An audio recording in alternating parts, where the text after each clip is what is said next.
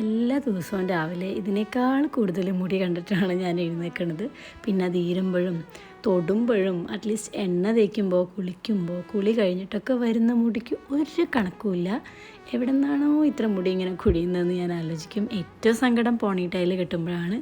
അപ്പോൾ ഞാൻ ഓർത്തു, പണ്ട് എൻ്റെ അമ്മ എപ്പോഴും ഉണ്ടാക്കുന്ന ഒരു വെളിച്ചെണ്ണയാണ്, ഇങ്ങനെ വെളിച്ചെണ്ണ മുറുക്കിയതെന്നാണ് നമ്മൾ പറയുക.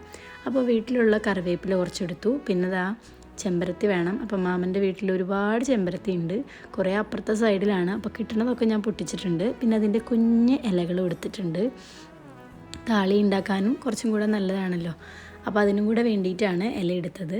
പിന്നെ നമുക്ക് കുറച്ച് കാര്യങ്ങളും കൂടെ ചേർത്തിട്ട് നമ്മളുടെ എണ്ണ കാച്ചാം. അപ്പോൾ അതാ ഇവിടെ ചെമ്പരത്തി, കറിവേപ്പില, ഉലുവ, പിന്നെ ഇലയുണ്ട്, അതുപോലെ ഉള്ളി.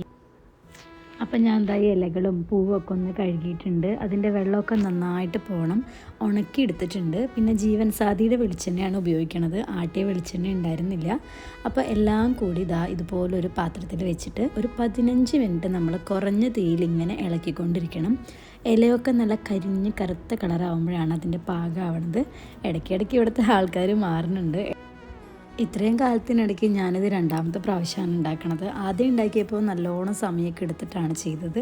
അന്നത്ര നന്നായില്ല. ഇത് പക്ഷേ കുഴപ്പമൊന്നും ഉണ്ടായിരുന്നില്ല. അപ്പോൾ ചൂടൊക്കെ ആറിയതിന് ശേഷം നമുക്കിത് അരിക്കാം. ഇപ്പോൾ ചൂട് ആറിയിരിക്കുകയാണ്. എന്നിട്ടൊരു കുപ്പിയിലാക്കിയിട്ട് നമുക്കിത് കുറേ നാൾ യൂസ് ചെയ്യാനുണ്ടാവും. അപ്പോൾ അടുത്ത